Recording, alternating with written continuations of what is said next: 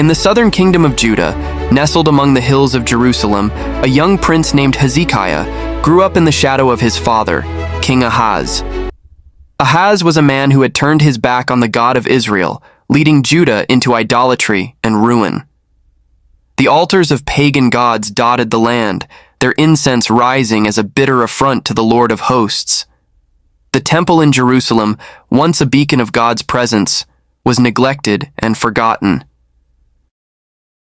But young Hezekiah was different.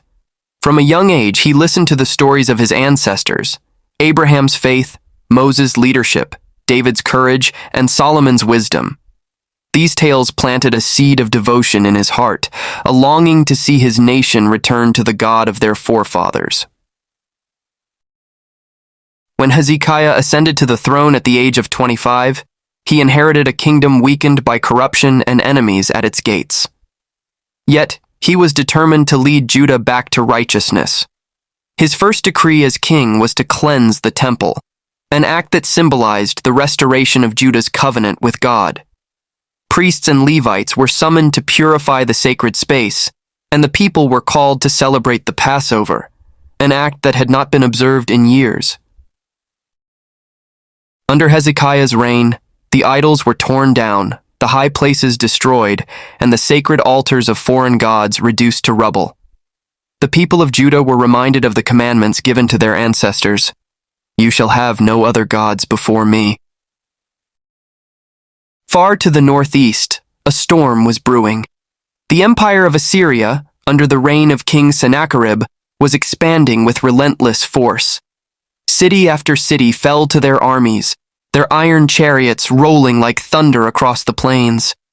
Nations trembled at the name of Sennacherib, whose conquests left behind a trail of destruction and despair. When the Assyrian army approached the fortified cities of Judah, Hezekiah faced the greatest test of his faith. Lachish, one of Judah's strongest cities, was besieged and captured. The news sent shockwaves through Jerusalem. Fear gripped the hearts of the people, as they wondered if their city, too, would fall. Hezekiah, in a moment of desperation, sought to appease the Assyrian king. He sent envoys bearing gold and silver from the treasuries of the temple and the royal palace, a tribute intended to buy peace.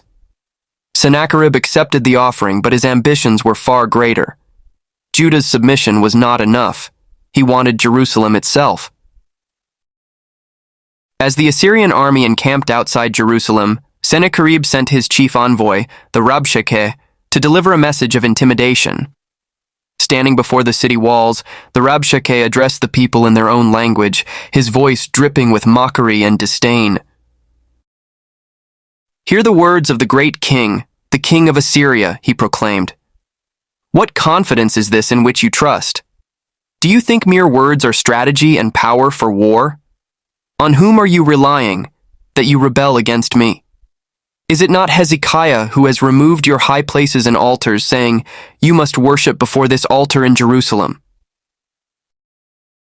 The people on the walls listened in silence, their faces pale with fear. The Rabshakeh continued, his voice rising. "Do not let Hezekiah deceive you. He cannot deliver you from my hand. Has any god of the nations ever delivered his land from the hand of the king of Assyria? Where are the gods of Hamath and Arpad? Where are the gods of Sepharvaim, Hena, and Eva? Have they delivered Samaria from my hand? Who among all the gods of these lands has delivered their land from my hand, that the Lord should deliver Jerusalem?" Inside the city, Hezekiah tore his clothes in anguish and covered himself in sackcloth. He went into the house of the Lord, pouring out his heart in prayer. He sent messengers to the prophet Isaiah, seeking a word from God.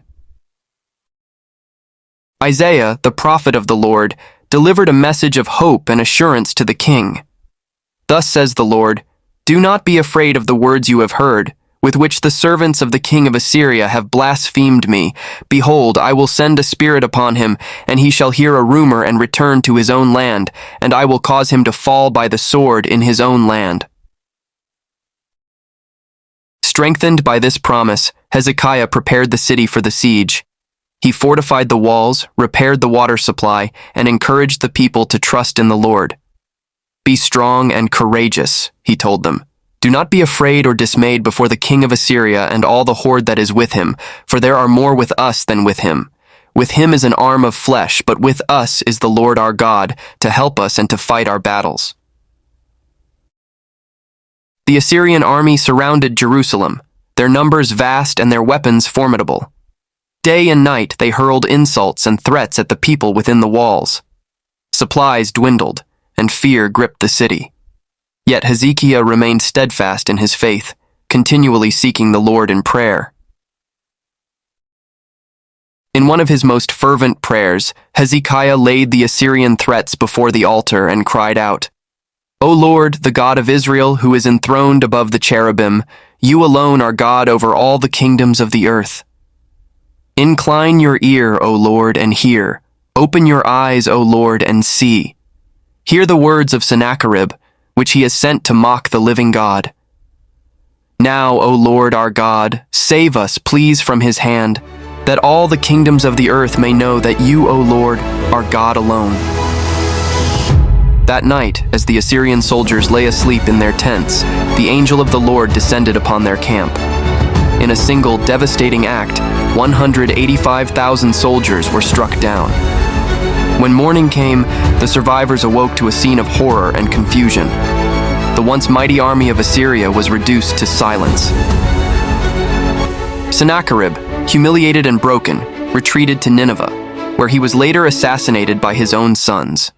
Jerusalem was saved, not by the strength of its armies, but by the power of God. Hezekiah's faith in the Lord became a testimony to all nations. The people of Judah rejoiced, giving glory to the God who had delivered them from the hand of their enemies. Hezekiah's reign continued in peace, and his story was passed down through generations as a reminder of God's faithfulness and power.